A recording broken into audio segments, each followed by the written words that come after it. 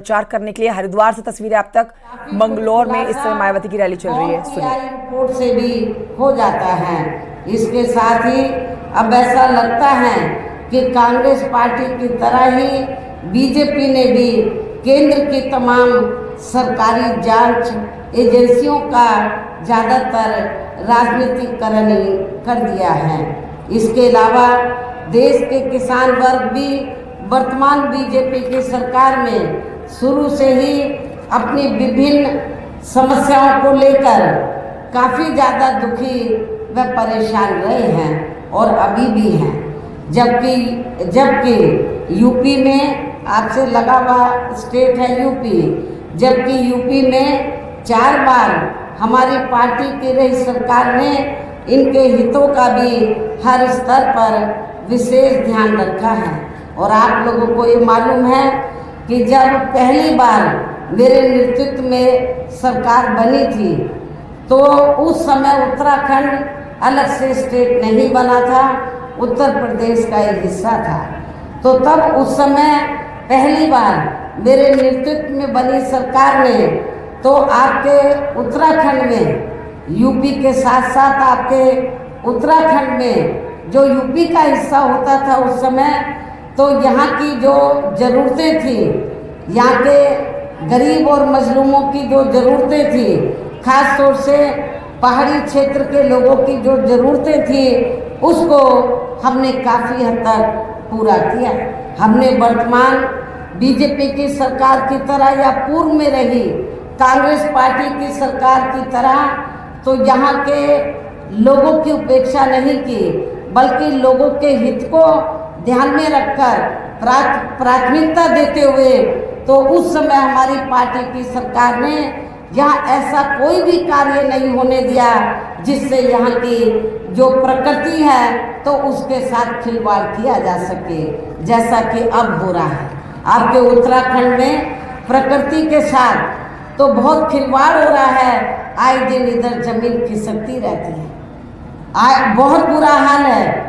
और इतना ही नहीं, आप लोगों को ये मालूम है कि जो बरसों से आपके हल्द्वानी में जो बरसों से चाहे वो सरकारी जगह भी थी, हम मान लेते हैं उनकी बात, जो बरसों से लोग उधर खास तौर से मुस्लिम भाई हमारे वहाँ पर बसे हुए थे, तो उनको अलग करना ही था तो पहले उनके लिए अलग से रिहाइश की व्यवस्था सरकार को करनी चाहिए थी, लेकिन सरकार ने ऐसा नहीं किया।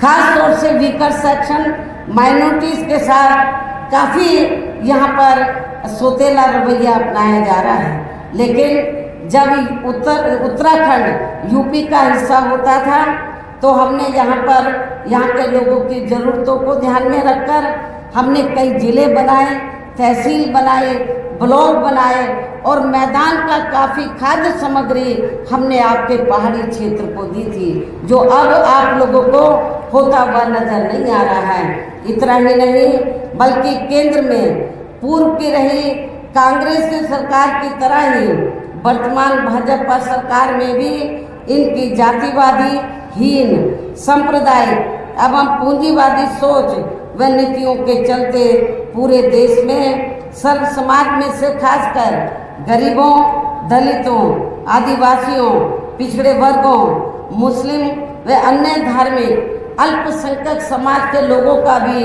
पूर्ण रूप से विकास व उत्थान आदि नहीं हो सका है। और इस संदर्भ में वैसे आप लोगों को ये मालूम है कि पूरे देश में यहाँ दलितों, आदिवासियों एवं अन्य पिछड़े वर्गों का सरकारी नौकरियों में वर्षों से अधूरा पड़ा आरक्षण का कोटा भी अभी तक पूरा नहीं भरा गया है।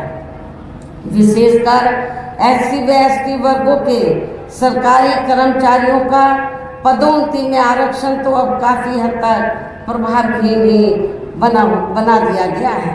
साथ ही केंद्र व राज्यों में भी विरोधी पार्टियों की रही सरकारों में इन सभी वर्गों को प्राइवेट सेक्टर में आरक्षण दिए जाने की व्यवस्था किए बिना ही इनकी सरकारों के ज़्यादातर सरकारी कार्य अब प्राइवेट सेक्टर के जरिए ही इनके बड़े बड़े पूंजीपतियों व धन्ना सेठों आदि को ही दिए जाने के कारण अब इनको पूरे देश में आरक्षण का बहुत कम ही लाभ मिल पा रहा है। इसी प्रकार इनका अन्य और मामलों में भी शोषण व उत्पीड़न आदि होना अभी तक भी बंद नहीं हुआ है।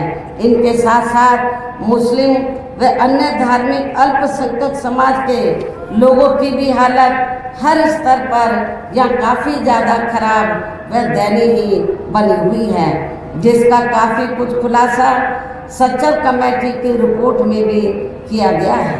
इतना ही नहीं बल्कि पिछले कुछ वर्षों से केंद्र व अधिकांश राज्यों में भी बीजेपी व आरएसएस की सरकार। तो मायावती को आप सुन रहे थे। हरिद्वार के मंगलौर में आज उनकी चुनावी जनसभा हो रही है। इसी के साथ एक छोटे से ब्रेक के लिए यहाँ रुकना होगा, जल्द लौट रहे हैं।